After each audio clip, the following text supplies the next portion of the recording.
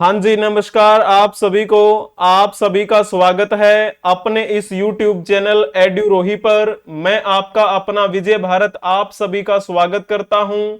जैसे कि आपको पता है, हम डेली करंट अफेयर्स एनालिसिस किया करते हैं विद MCQs।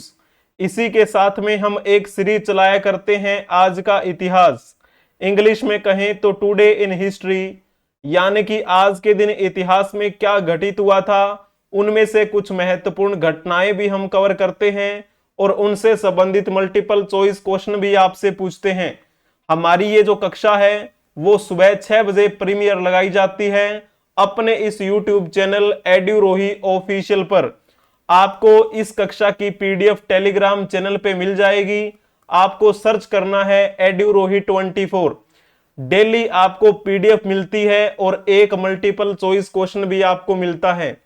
आप हमें फॉलो कर सकते हैं Instagram, Telegram, WhatsApp channel, Twitter, x, सभी सोशल मीडिया प्लेटफॉर्म के लिंक आपको डिस्क्रिप्शन में मिल जाएंगे। यदि आप इस YouTube चैनल पे नए हैं तो इस YouTube चैनल को सब्सक्राइब कर लीजिएगा और अपने दोस्तों को भी शेयर कर दीजिएगा। और जब आप कम्युनिटी बटन पर क्लिक करेंगे तो आपको ढेरों सारे मल्टीपल चॉइस क्वेश्चन वहां पर देखने को मिलेंगे। उन क्वेश्चंस को भी आप अटेम्प्ट करें और बताएं कि आपके कितने सही हुए।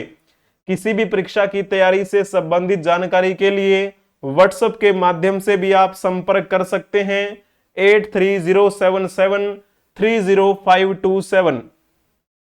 अब हम चलते हैं हमारी इस कक्षा के भाग नंबर 1 पर, यानी कि डेली करंट अफेयर्स एनालिसिस की तरफ हम चलते हैं।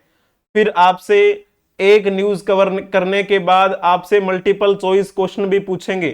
तो चलिए जी, पहली न्यूज आपके सामने दिखाई दे रही है। Papua New Guinea disasters caused by extraordinary weather says PM Marape. जैसे कि आपको पता है, वर्तमान में पापुआ न्यू गिनी के प्रधानमंत्री कौन है? मारापे। इनका पूरा नाम है जेम्स मारापे। तो जेम्स मारापे, इन्होंने कहा था कि जो उनके देश में ये आपदाएं आ रही हैं, भूस्खलन हो रहा है, ये असाधारण मौसम की वजह से हुआ है। जैसे मैंने आपके लिए एक शॉर्ट्स वीडियो भी बनाई थी, उसमें मैंने आपको पूछा था कि वो स्थल कहां है जहां पे भूस्खलन हुआ है, तो उसका आपने रिप्लाई भी दिया होगा अगर आपने वो वीडियो देखी होगी। शॉर्ट्स वीडियो में थी वो। तो पापुआ न्यू गिनी में भूस्खलन हो रहा है, आपदा आई हुई है। उसी आपदा को लेकर वहां के प्रधानमंत्री जेम्स मारापे का ये बयान है। उनका कहना है कि उनको इस आपदा के कारण 500 मिलियन कीना क्या है? तो ये मुद्रा का नाम है। जिस प्रकार हमारे रुपए होते हैं उस प्रकार वहां जो मुद्रा है उसे कीना में मापा जाता है। तो उनका कहना है कि 500 मिलियन कीना का नुकसान हुआ है। लगभग अगर उसे डॉलर में माप के देखेंगे तो कितने डॉलर हैं? 126 मिलियन डॉलर। बहुत भारी नुकसान हुआ है पापुआ न्यू गिनी को। पापुआ न्यू गिनी के वर्तमान में प्राइम मिनिस्टर कौन है? James Marape. उन्होंने 29 मई को यह कहा था। प्रशांत द्वीप राष्ट्र में इस वर्ष कई हुई आपदाओं के लिए असाधारण वर्षा और मौसम के पैटर्न में बदलाव को जिम्मेदार ठहराया गया है। अभी चलो जब आपसे पूछ लेते हैं इस पापुआ न्यू गिनी के बारे में एक क्वेश्चन, तो उससे पहले आप ये देखिए, भूस्खलन हो रहा है यहां पर। पापुआ न्यू गिनी के संदर्भ में निम्नलिखित कथनों पर विचार करें और बताएंगे उपयुक्त में से कितने क्वेश्चन यानी कि कितने कथन ठीक हैं। तो पहला पॉइंट पढ़ने का प्रयास करेंगे। पापुआ न्यू गिनी इंडोनेशिया के समीप प्रशांत क्षेत्र में एक स्वतंत्र राष्ट्र है। पहला पॉइंट ठीक लिखा हुआ है। पापुआ न्यू गिनी के वर्तमान में प्रधानमंत्री कौन है? James Marape. उन्होंने ही ये जानकारी दी थी कि इनको कितना नुकसान हुआ है।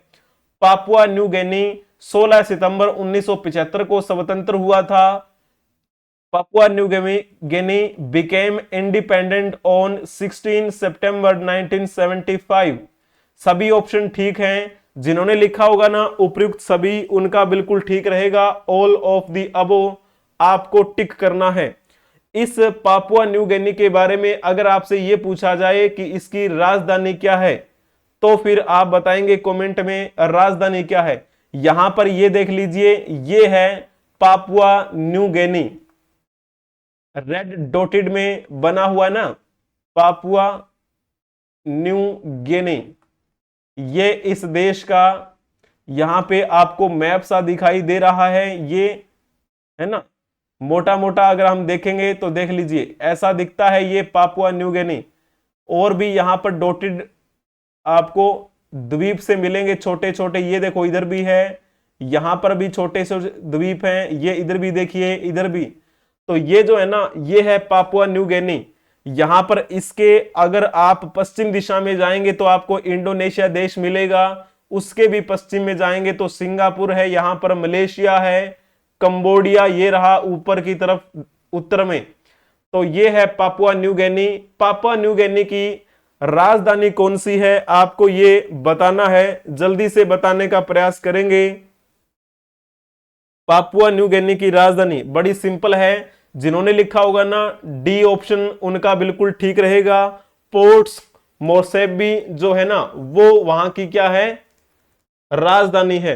तो यहां पर आप देख भी सकते हैं पापुआ न्यू गिनी की राजधानी कौन सी है, पोर्ट मोरेस्बी, पापुआ न्यू गिनी, इसकी राजधानी पोर्ट मोरेस्बी है। और इसका राष्ट्रीय ध्वज यहां पर आप देख पा रहे हैं, ऐसा दिखता है उनका राष्ट्रीय ध्वज। और ये पापुआ न्यू गिनी यूएन का भी सदस्य है। इसने यूएन की सदस्यता कब ग्रहण की थी, 10 अक्टूबर 1975 को, 10 अक्टूबर 1975 को पापुआ न्यू गिनी यूएन का सदस्य बना। अब हम चलते हैं नेक्स्ट न्यूज की तरफ। India's space startup Agnikul Cosmos calls off maiden rocket launch for 4th time. आपको पता है हमारे भारत का अंतरिक्ष स्टार्टअप है जिसका नाम क्या है, अग्निकुल कॉस्मोस। ये हमारे भारत का स्वदेशी स्टार्टअप है। इसने चौथी बार अपना पहला रॉकेट लॉन्च रद्द कर दिया है। चार बार ऐसा हुआ है कि इन्होंने अपना जो लॉन्चिंग है वो रद्द की है। Launches of India's second privately built rocket has been aborted 3 times before because of technical issues. तो दूसरे निजी तौर पर निर्मित रॉकेट का प्रक्षेपण तकनीकी समस्याओं के कारण पहले भी 3 बार रद्द किया जा चुका है और ये चौथी बार है। India Agnikul Cosmos called off a test flight of its first rocket on Tuesday 2nd before it was due to launch the 4th such cancellation in the last 3 months। पिछले 3 महीने में चौथा रद्दीकरण है ये, यानी कि चौथी बार ये जो उड़ान है उसे रद्द किया गया है। यहां पर आप देख सकते हैं अग्निकुल ये नाम भी लिखा हुआ है ना। तो ये कहां से उठाई है हमने, तो आप सभी को पता है कि हम द हिंदू जो न्यूज़पेपर है उसकी एनालिसिस किया करते हैं ज्यादातर। कभी कभार आपको पीआईबी की न्यूज भी देखने को मिल जाती हैं, लेकिन ज्यादातर द हिंदू न्यूज़पेपर की होती है। अब ये बताइएगा, इसरो ने अग्निकुल कॉस्मोस द्वारा भारत के पहले निजी तौर पर डिजाइन और संचालित रॉकेट लॉन्च पैड और मिशन कंट्रोल सेंटर का अनावरण कब किया था, जल्दी से बताने का प्रयास करेंगे। जिन्होंने लिखा होगा ना बी ऑप्शन उनका बिल्कुल ठीक रहेगा। 28 नवंबर 2022 की बात है, जब भारत के पहले स्वदेशी स्टार्टअप अग्निकुल कॉस्मोस के द्वारा डिजाइन और संचालित रॉकेट लॉन्च पैड और मिशन कंट्रोल सेंटर का अनावरण किया गया। ठीक है ना, तो बी ऑप्शन आपको टिक करना है। अब चलते हैं हम तीसरी न्यूज की तरफ। Nawaz Sharif says Pakistan violated agreement with India signed by him Vajpayee in 1999।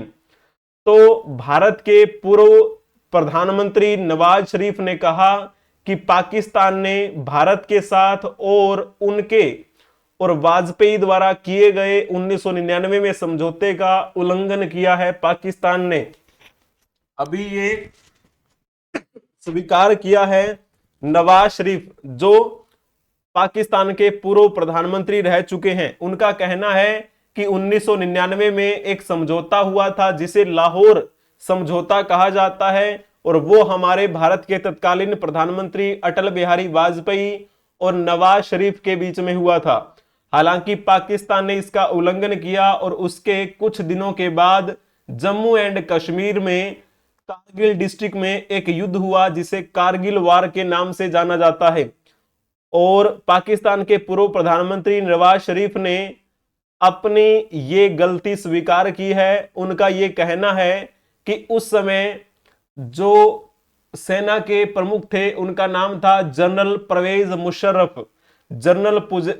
General Parvez Musharraf ने सेना को ये आदेश दिया था कि वो कारगिल में घुसपैठ कर दें, और फिर भारतीय सेना को जब पता चला तो आमने सामने हो गई दोनों सेनाएं, और इसे हम कहते हैं कारगिल युद्ध, जो कि 1999 में लड़ा गया। और मई 1998 में पाकिस्तान ने 5 न्यूक्लियर टेस्ट किए थे। क्यों किए थे? क्योंकि भारत ने एक परमाणु परीक्षण किया था। हमारे भारत के राजस्थान के क्षेत्र में पोखरण नाम की एक जगह पड़ती है, उसी के जवाब में कहा जाता है कि इन्होंने ये कार्य किया 5 बार। और ये सारी की सारी जो बातें हैं उन्होंने स्वीकार की हैं, जो पाकिस्तान के पहले प्रधानमंत्री रह चुके हैं। और ये किस कार्यक्रम के दौरान इन्होंने कहा? तो आपको पता है PMLN, ये एक पार्टी है। इस पार्टी का शरीफ को क्या बनाया गया है? प्रेसिडेंट बनाया गया है। उसी कार्यक्रम के दौरान ये कुछ बातचीत कर रहे थे और उसी के दौरान इन्होंने कहा कि वो हमारी सबसे बड़ी गलती थी उस समय। यहां पर आप देख सकते हैं ये कौन है? तो ये पाकिस्तान के तत्कालीन प्रधानमंत्री नवाज शरीफ हैं, और ये हमारे प्यारे भारत के प्रधानमंत्री अटल बिहारी वाजपेयी हैं। बड़े ही पसंदीदा चेहरे थे राजनीति में, ये सबके चहेते थे अटल बिहारी वाजपेयी। चाहे विरोधियों की बात करें, चाहे इनकी पार्टी के लोगों की बात करें, सभी के बीच में बड़ी पसंद थी। ठीक है ना।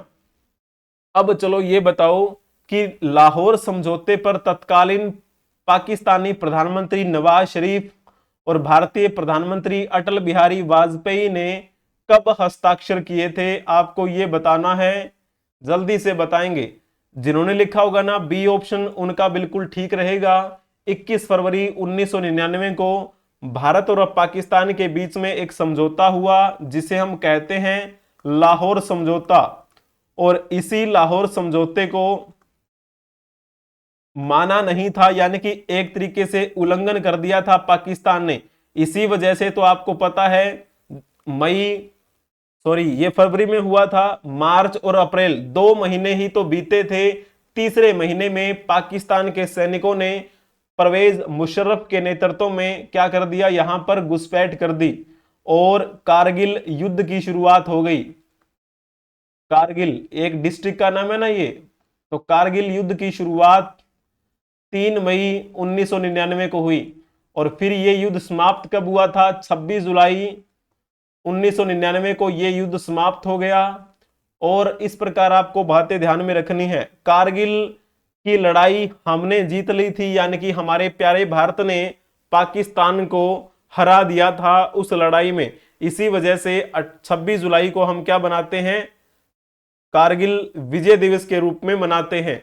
इस कक्षा की PDF आपको टेलीग्राम चैनल पे मिल जाएगी, और आपको वहां पर एक मल्टीपल चॉइस क्वेश्चन भी मिलेगा।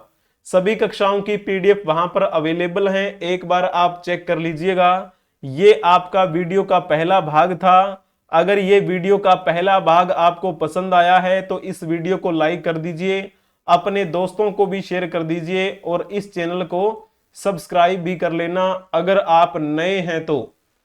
अब हम चलते हैं हमारी इस कक्षा के भाग नंबर 2 की तरफ, यानी कि today in history with MCQs। आज के इतिहास की मुख्य घटनाओं के बारे में हम बातें करेंगे।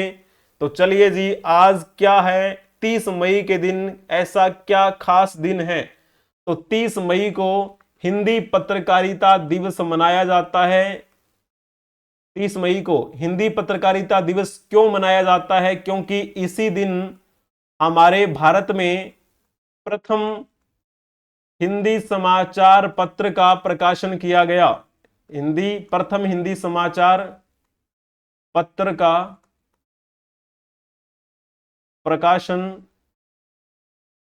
शुरू हुआ। और जब ये आपसे पूछा जाए कि ये हमारा प्रथम हिंदी समाचार पत्र कौन सा था, तो फिर क्या नाम आता है? यहां पर देखिए सेकंड स्क्रीन में, क्या है ये? उदंत मार्तंड। उदंत मार्तंड ये हमारे भारत का पहला हिंदी समाचार पत्र था। और इसका प्रकाशन कब किया गया था? तो आज ही के दिन 30 मई 1826 के दिन ये प्रकाशन शुरू हुआ। जब आपसे ये पूछा जाए कि निम्नलिखित में से किसने पहला हिंदी समाचार पत्र उदंत मार्तंड प्रकाशित किया?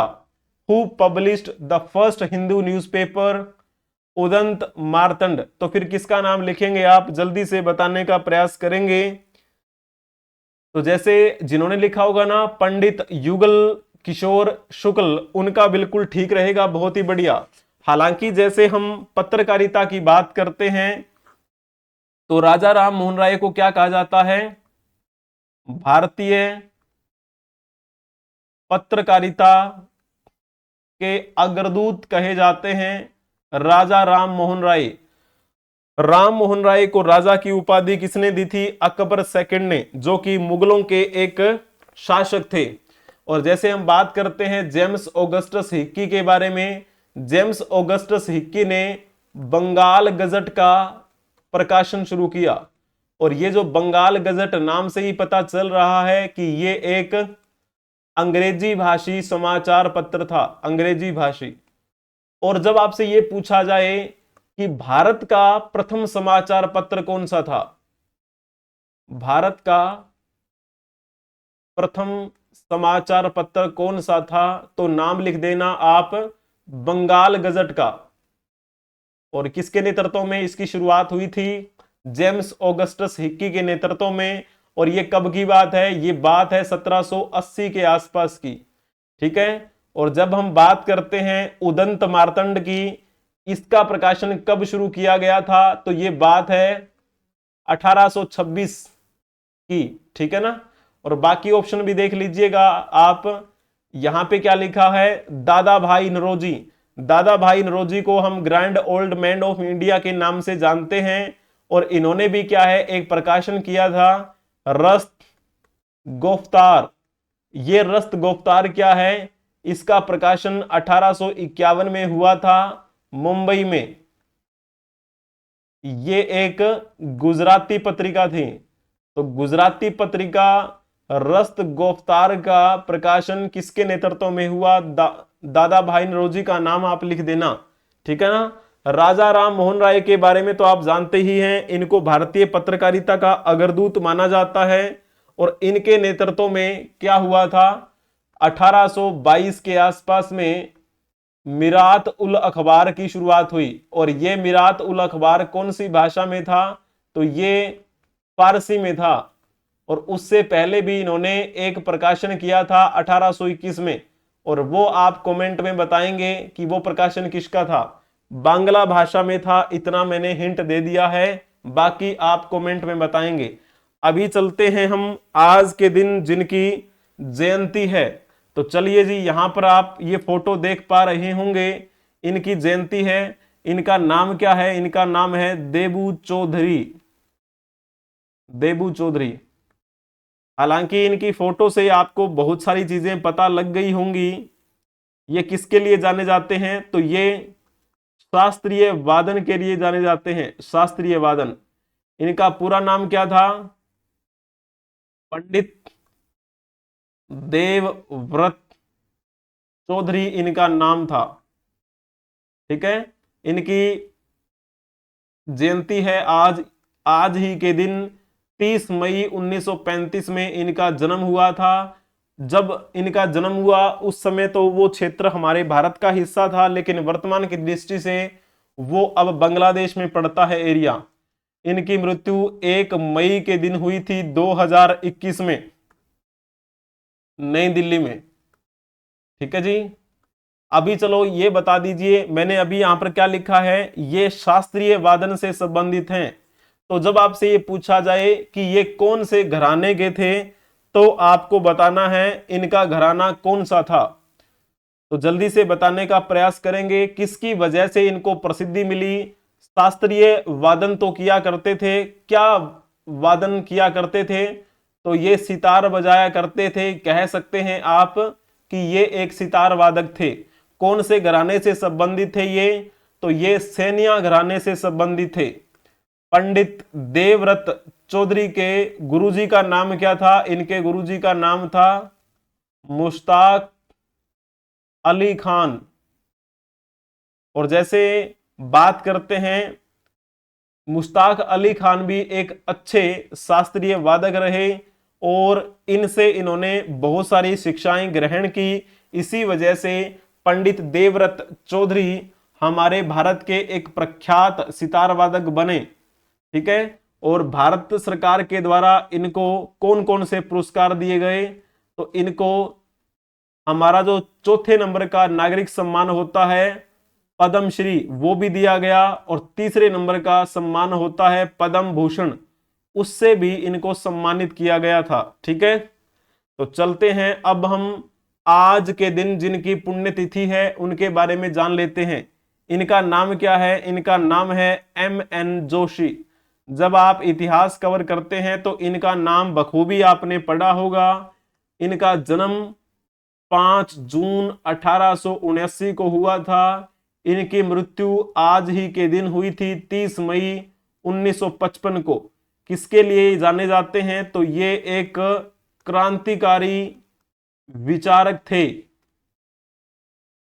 और एक अच्छे दार्शनिक भी थे, MN जोशी। ठीक है ना, सॉरी NM जोशी लिखना है, MN नहीं, उल्टा बोल दिया मैंने, NM। N का मतलब क्या होता है, N से इनका मतलब है नारायण, और M से मल्हार, और जोशी तो इनका नाम था ही। फिर ये नारायण मल्हार जोशी। अगर आपसे ये पूछा जाए, आप सभी को पता है इन्होंने क्या किया था, सोशल सर्विस लीग की स्थापना की थी। नारायण मल्हार जोशी, इन्होंने क्या किया था, इन्होंने सोशल सर्विस लीग की स्थापना की। और कब की थी, जल्दी से बताएंगे। जिन्होंने लिखा होगा ना 1911, उनका बिल्कुल ठीक रहेगा। नारायण मल्हार जोशी के नेतृत्व में 1911 में सोशल सर्विस लीग की स्थापना की गई थी। ठीक है। तो ये पॉइंट आपको ध्यान में रखना है। अब एक प्यारा सा क्वेश्चन मैंने आपके लिए बनाया है। सूची 1 को सूची 2 से सुमिलित करना है और बताना है कि कौन सा इसमें से कथन आपका ठीक रहेगा। जल्दी से बताने का प्रयास करेंगे। सबसे पहला पढ़ के देखिए, सर्वेंट्स ऑफ इंडिया सोसाइटी की स्थापना कब हुई, आप सभी को पता है 1905 में सर्वेंट्स ऑफ इंडिया सोसाइटी की स्थापना की गई थी। किसके द्वारा की गई थी, तो जल्दी से आपको बताना है। 1905 में गोपाल कृष्ण गोखले के द्वारा। गोपाल कृष्ण गोखले के बारे में 2 बातें आपको ध्यान में रखनी है 1905 की।